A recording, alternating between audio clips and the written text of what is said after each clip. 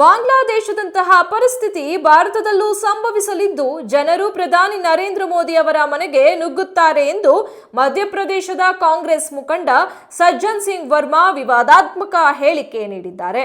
ಬಾಂಗ್ಲಾದೇಶದ ಮಾಜಿ ಪ್ರಧಾನಿ ಶೇಖ್ ಹಸೀನಾ ರಾಜೀನಾಮೆ ನೀಡಿದ ಕೆಲವೇ ಗಂಟೆಗಳ ನಂತರ ಕೋಟಾ ಪ್ರತಿಭಟನಾಕಾರರು ಸೋಮವಾರ ಢಾಕಾ ನಿವಾಸಕ್ಕೆ ನುಗ್ಗಿದ್ದನ್ನು ಉಲ್ಲೇಖಿಸಿ ಕಾಂಗ್ರೆಸ್ ನಾಯಕ ಈ ಹೇಳಿಕೆ ನೀಡಿದ್ದಾರೆ. ಭಾರತಕ್ಕೆ ಪ್ಯಾರಿಸ್ ಒಲಿಂಪಿಕ್ಸ್ ಕ್ರೀಡಾಕೂಟದಲ್ಲಿ 2 ಕಂಚಿನ ಪದಕ ಗೆದ್ದುಕೊಟ್ಟು ಭಾರೀ ಭರವಸೆ ಮೂಡಿಸಿರುವ ಭಾರತೀಯ ಹೆಮ್ಮೆಯ ಕುವರಿ ಮನು ಭಾಕರ್ ಭಾರತಕ್ಕೆ ಬಂದು ಇಳಿದಿದ್ದಾರೆ. ಹೀಗಿದ್ದಾಗ ಮೊದಲಿಗೆ ಎಐಸಿಸಿ ಮಾಜಿ ಅಧ್ಯಕ್ಷೆ ಸೋನಿಯಾ ಗಾಂಧಿ ಅವರ ಭೇಟಿ ಮಾಡಿರುವ ಮನು ಭಾಕರ್ ಅವರು ಚರ್ಚೆ ನಡೆಸಿದ್ದಾರೆ. ಈ ಫೋಟೋ ವೈರಲ್ ಆಗುತ್ತಿದ್ದಂತೆ ಕೆಲವರು ಬಂದು ಕೆಟ್ಟದಾಗಿ ಕಮೆಂಟ್ಸ್ ಮಾಡುತ್ತಿದ್ದಾರೆ. ಇದಕ್ಕೆ ನೆಟ್ಟಿಗರು ಅವರ ರೀತಿಯೇ ಉತ್ತರ ಕೊಟ್ಟು ರೊಚ್ಚಿಗೆದ್ದ ಭಕ್ತರು ಅಂತ ಲೇವಡಿ ಮಾಡುತ್ತಿದ್ದಾರೆ. ಬಿಜೆಪಿ ಜೆಡಿಎಸ್ ನಡೆಸುತ್ತಿರುವ ಪಾದಯಾತ್ರೆಗೆ ಸಚಿವ ಪ್ರಿಯಾಂಕ್ ಖರ್ಗೆ ಟಾಂಗ್ ನೀಡಿದ್ದಾರೆ. 1 ಲಕ್ಷ ಪೆನ್ ಡ್ರೈವ್ ಹಂಚಿದವರ ಜೊತೆಗೆ ಪಾದಯಾತ್ರೆ ಮಾಡ್ತಿದ್ದೀರಲ್ವಾ?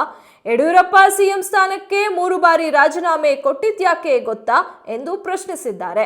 ದೇವೇಗೌಡರ ಕುಟುಂಬದ ಮೂಡ ಹಗರಣವನ್ನು ಹಿಂದೆ ಯಡಿಯೂರಪ್ಪ ಅವರೇ ಸದನದಲ್ಲಿ ಬಯಲು ಮಾಡಿದ್ದರು ಎಂದು ಸಚಿವೆ ಲಕ್ಷ್ಮೀ ಹೆಬ್ಬಾಳ್ಕರ್ ಟೀಕಿಸಿದ್ದಾರೆ.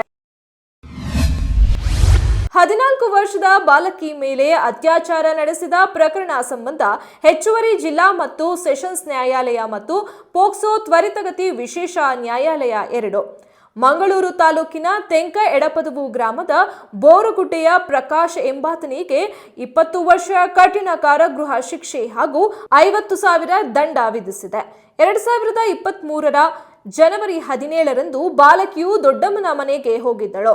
ಅವರ ಮನೆಯಲ್ಲಿ ಯಾರು ಇಲ್ಲದ ಸಮಯದಲ್ಲಿ ಆರೋಪಿ ಬಾಲಕಿಯನ್ನು ಅಡುಗೆ ಮನೆಗೆ ಕರೆದೊಯ್ದು ಅತ್ಯಾಚಾರ ಮಾಡಿದ್ದ ಎನ್ನಲಾಗಿದೆ.